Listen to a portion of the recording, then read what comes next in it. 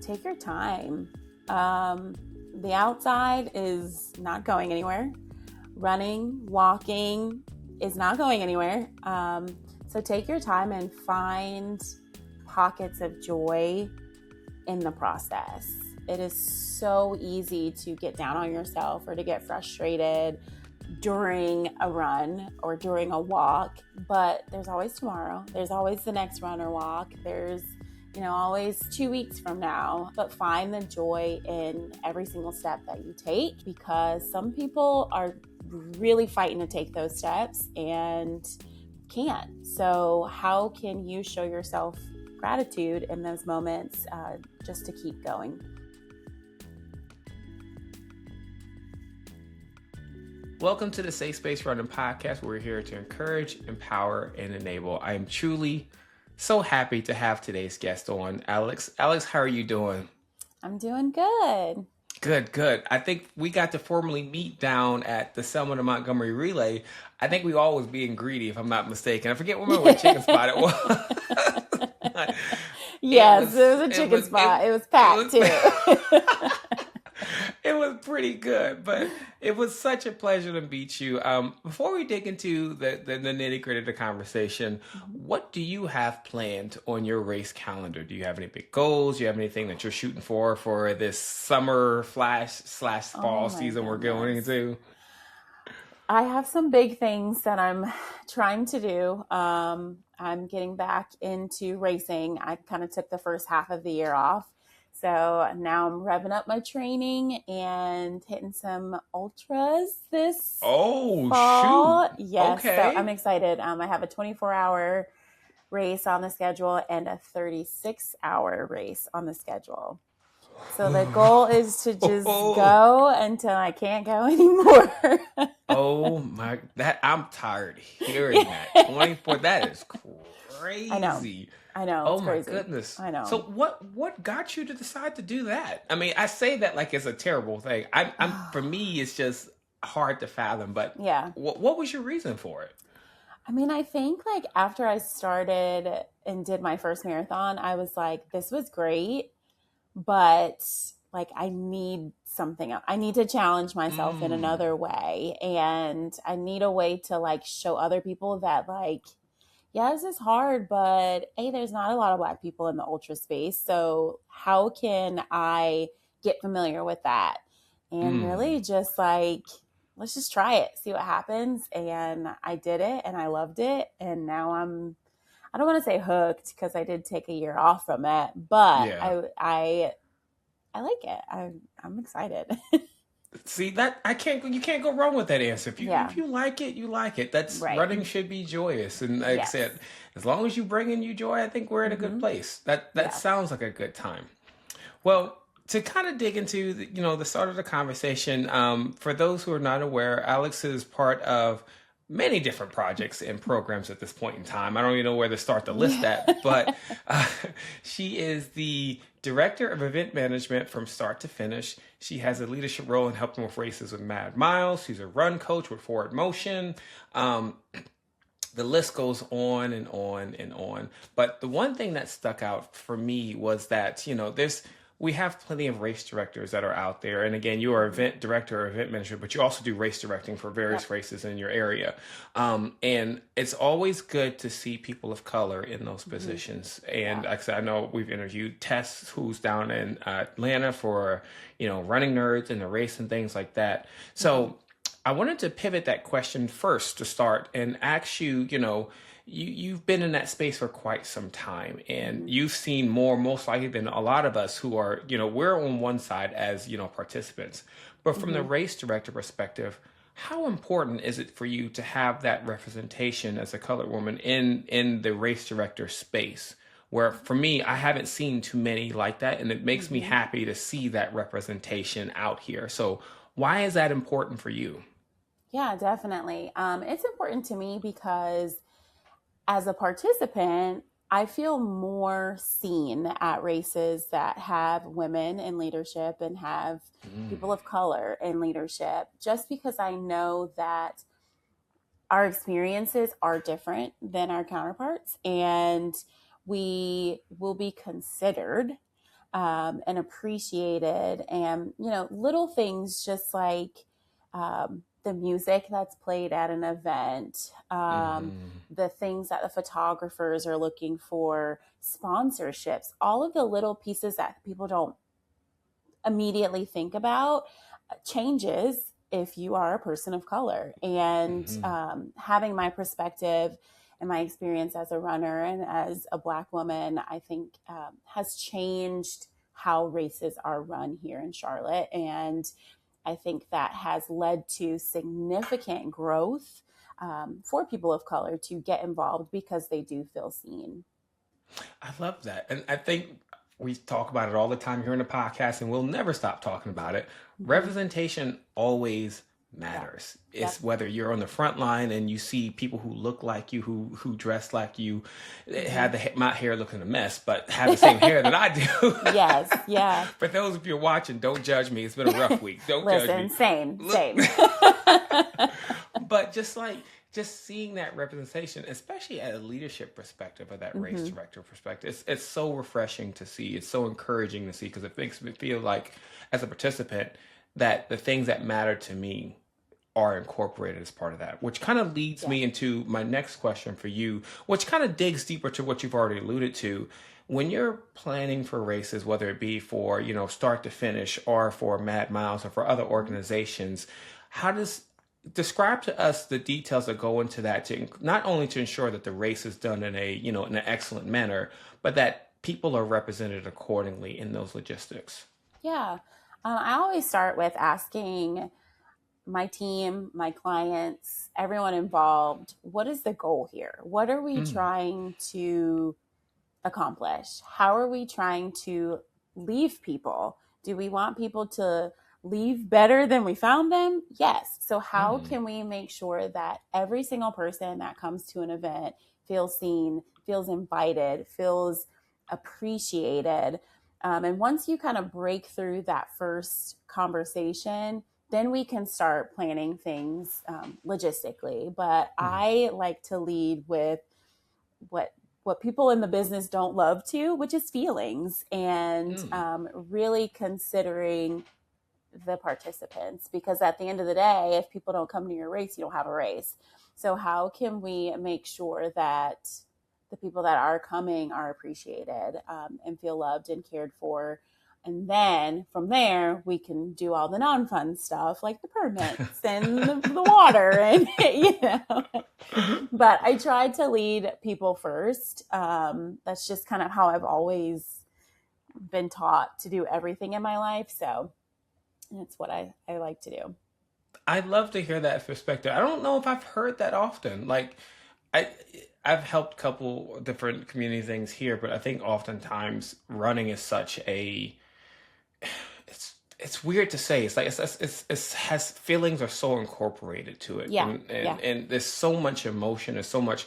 A good way to put it, there's so much purpose behind a lot of people's running and walking. Yes, for sure. And it's good to hear that when you plan things, you figure out what that purpose is for the collective, and what is the feeling they want to have walking out of that. I think that for me, as I've done so many races, I can always tell when there's a race that has a clear direction, a clear purpose, a clear mission behind it, versus one where I'm just gathering a medal.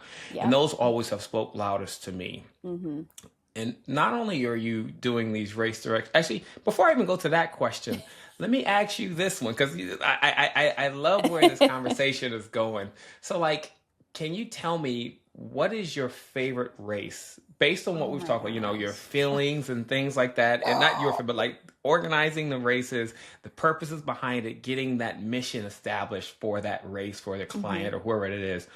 What has been your favorite race thus far that you've worked on? Oh my goodness, that is so hard. Because, we do so many different types of events, working with small nonprofits and community organizations, to some that are on a larger scale, to some that we just put on just for fun. So I'll try to hit all of them. But some of the nonprofit races that have been my favorite focus on cancer survivors. And the reason I love those is because every time they say, okay, we are going into this, like this is someone's last time with us. And when you think about that and you think about like, I have to make sure that this person has the best experience because we don't know if we'll see them next year. Like everything about it just shifts in your brain. Like it doesn't feel like a job anymore. So I could think of 3 specifically that really focus on just celebrating life instead of like a diagnosis, and I love that. A big race that I love, of course, is Around the Crown. That one brings in a lot of people and you run on the highway. So I just feel like those unique experiences are always just fun. And logistically, I love it because it's a challenge every time. So I feel like I learn something new. And then one that I call my baby is we did my company's first endurance race last year, and it was an 8-hour trail run. And I really wanted to focus on people that wanted to test out trails and wanted to test out endurance-based events. Yeah. And so we just had a lot of like road runners who maybe even haven't done a half or a full and came out and ended up racking up over 20 miles. And it was just a small group of people that were like, I'm not afraid anymore. I just want to do it. Let's do it. So that was a long answer to your question. No, that's those perfect. are my favorites. I love that because again, it reiterates that whole purpose of what you're doing and, organizing those races. And you hinted at one thing just now too, that really stuck out was people not being afraid. Yeah. And a lot of times that I've noticed, people go to these races, or I actually was just talking to someone today.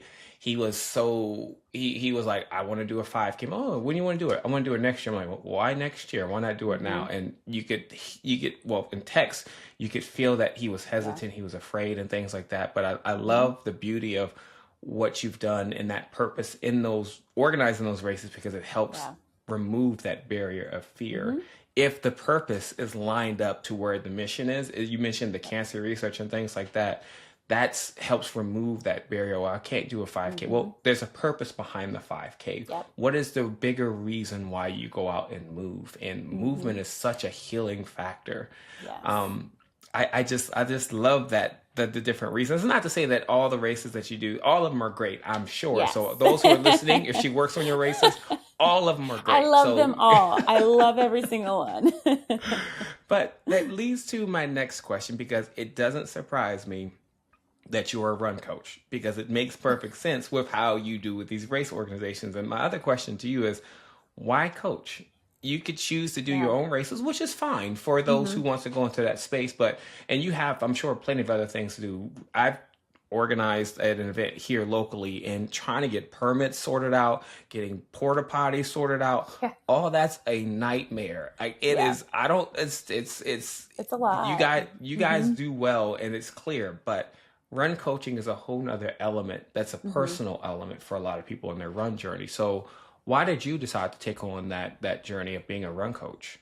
Yeah, I think so. I used to coach cheerleading years ago, and I loved it because I'm an educator and I love teaching people the reasons why we're doing things and just supporting their dreams. It goes back to that fear factor. I know when I was getting ready to run, not my first half, because my first half I was like in my 20s and didn't train a lick. But when I wanted to responsibly run my, a half marathon, I had no idea what I was doing. I didn't know, looking at a training plan I found online, what certain things meant.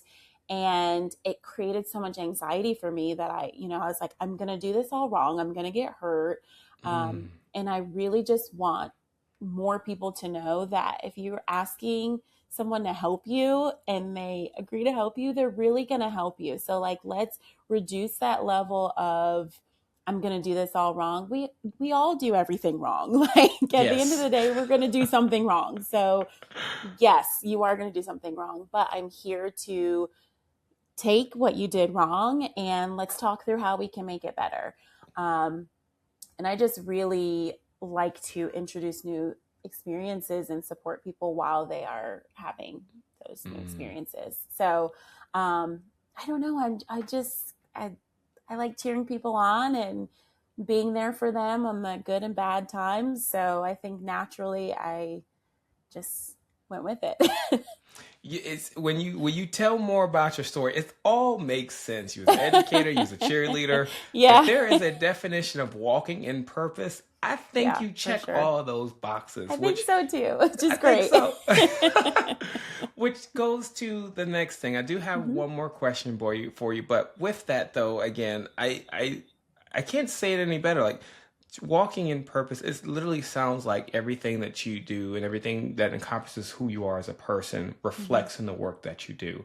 And finding the purpose in running, helping people find their purpose within running as a run coach, and giving them experiences that, help them really realize the best of their potential. Even the trail running of people running for 8 hours and they're coming back and accomplish 20 miles. I'm sure a lot of them afterwards probably told you or said to the vein of, I didn't know I could do that. Yeah, for sure. But that's what's so beautiful about running and having it accessible and having different opportunities, especially in these races where they're really so geared to help celebrate these accomplishments. Because I ain't never hitting that elite tier. All I know is I get the same, unless it's the majors, but I get the same medal they got. And that's exactly. But it goes to show the work that you've put in beyond that and behind the scenes. Because like I said, for me doing one community event, it's a lot of logistics behind it. But you doing this for multiple different programs. So again, as part of Start to Finish, part of Mad Miles, and just again the different 5Ks that you help with around your area. It just goes to show that you have a true passion and heart for the people who participate. So I'm so fortunate that we've crossed paths in Selma, and I'm so grateful to learn more about your experience. But I want to say thank you for what you do and what you've done for the different communities. I'm sure others have told you, but here on the podcast, we are always big on acknowledging those who are truly pioneers. Again, seeing women in this space of race director and event management is something that we need more of. But there's people like you, people like Tess, there's others, I'm sure, that have really helped to set that standard, to say that we belong and our representation at these races belong. And on the other side of that, it's just these races should mean something. They should have you leaving with a feeling of both celebration and accomplishment. And it takes people like you to make that happen. So thank you so much for all that you do in this. Thanks. Of course. And my last question, which I think you'll enjoy, because again, you like cheerleading, you like coaching people. This is all, like, everything's flowing like it should, which is always a good thing. But those who listen, they know I love asking this question because everybody's answer to it is different. And I love that about it. Let's say you have a brand new runner or brand new walker who's coming up to you and they've never done any of this before. What is one piece of advice you would give to them as they're entering into this space? Take your time. The outside is not going anywhere. Running, walking is not going anywhere. So take your time and find pockets of joy in the process. It is so easy to get down on yourself or to get frustrated during a run or during a walk. But there's always tomorrow. There's always the next run or walk. There's, always 2 weeks from now. But find the joy in every single step that you take, because some people are really fighting to take those steps and can't. So how can you show yourself gratitude in those moments just to keep going? So that's kind of my first thing that I say is just take your time and find the joy. I love that. Yeah. And I lied. I have one more question for you. What is your next race that you're currently working on that you want to, if you want to throw a plug out for any that people can, those who are listening in the area, what is one race? Ooh, my R's and W's are trying to sneak in like that. That you're currently planning that you want to have some awareness for? Oh man, I have a million, but I won't make you pick one. I'm going to plug one, and it's my baby. Our 8-hour endurance race is coming back. It's called Pedal to the Metal. It's August 8th at Daniel Stowe Conservancy in Belmont, and it's 8 hours. You can do as many loops as you want. Super low key, chill environment, good music, lots of snacks. I am a snack queen. Yes. So if you know me, you know the chips will be endless. But it's just a good opportunity for people in the community to come together and cheer each other on and do very hard things. I love that. And we'll have links for all of those into the platform bio, whichever respective that you're listening to. But Alex, again, it's truly been a blessing. I'm so glad we crossed paths in Selma, and we will continue. We will continue to be in touch for sure. But again, thank you so much. I appreciate you. No problem. Thanks for having me. I love talking. So whenever you need me, just send a holler. We can definitely do that.